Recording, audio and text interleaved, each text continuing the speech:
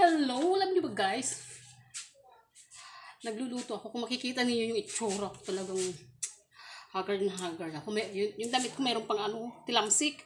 Alam niyo ba kung hiniwa ko, naghiwa ako, hindi po ako nagkatay May hiniwa, para kung may sakit na. So, sobrang init. Tingnan nyo, nangayayat pa ang tita ninyo.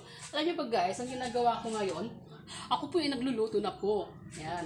Nagluluto na po ako ng panghapunan namin. So, napakaaga ng pagluluto ko. So, prepare ko lang naman agad yung aking lulutuin na, magtitinula lang naman ako guys. So, ayan. Yung papaya, hindi ko pa nahihiwa, pero nabalatan naman na siya. Ayan. So, hihiwain ko pa lang yan. Yung, pag nagtitinula kasi ako guys, ginigisa ko para hindi siya malansa. Ayan.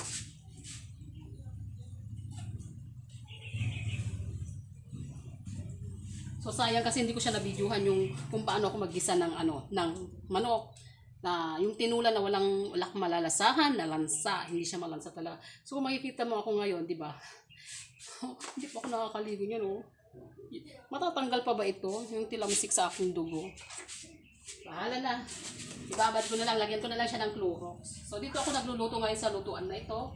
Ayan, guys. Kung makipapansin ninyo, nagluluto ako dito sa may lutuan namin. Ayan, nawala pa yung apoy.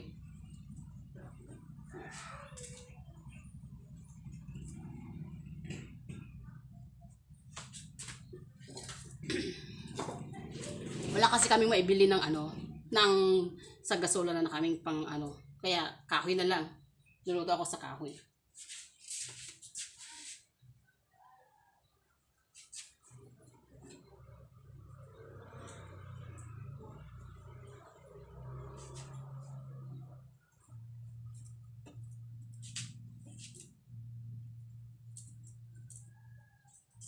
Pag magluluto ka talaga sa kahoy, guys, maano talaga yung parang nanglilimah yung mukha mo. Yan. Ganyan talaga pag nagluluto sa mga kahoy.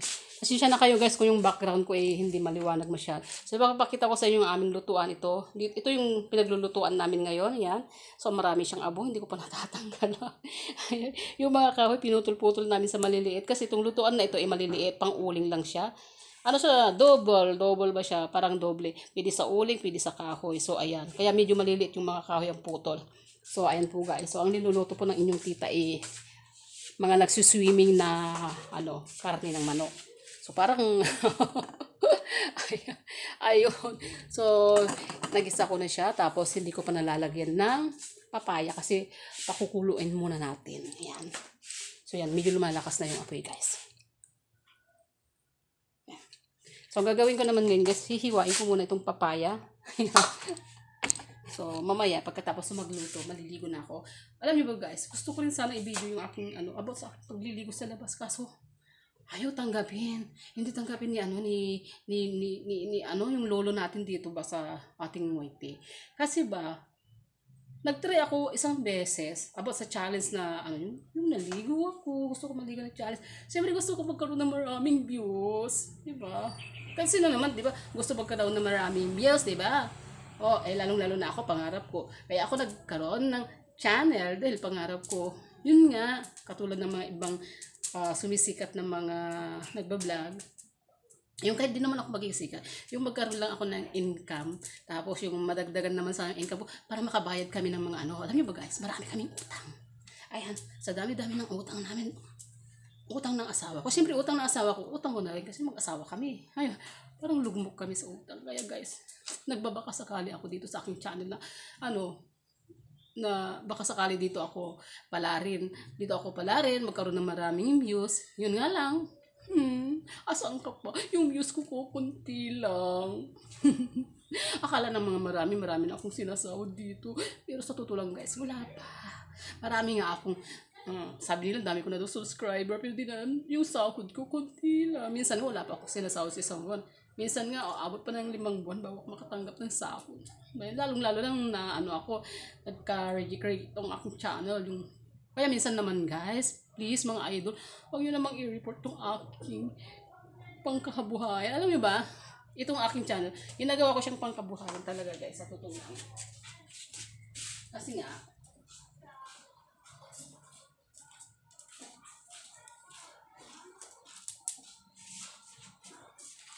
Kasi nga naman, ang tita nyo, dati pong OFW. Eh kayo natigil na po, hindi na po ako umalis, hindi na ako umalis. Dito na lang ako sa bahay, kaya naisip ko mag-vlog na lang. Kaya gumawa ako ng channel dahil naisip ko na baka sakali andito yung kapalaran ko. Di ba? So, ganun lang yun. Kaya please guys, manood naman kayo ng aking mga videos. O salamat sa mga nagsusubscribe nga pala dyan ng aking channel. Thank you po sa mga nagsusubscribe. So nasa ano na tayo 14,700 subscriber na po. Congratulations po sa aking channel. Ayan, thank you po sa lahat ng mga nagsusubscribe ng aking channel. Ayan, maraming salamat. Pero ang hinihiling ko lang, yung mga views ko konti lang. Marami na akong subscriber, pero yung views ko konti lang. Baka pwede naman ninyong supportahan ang inyong tita. O diba guys, pakisupport na lang po ang tita.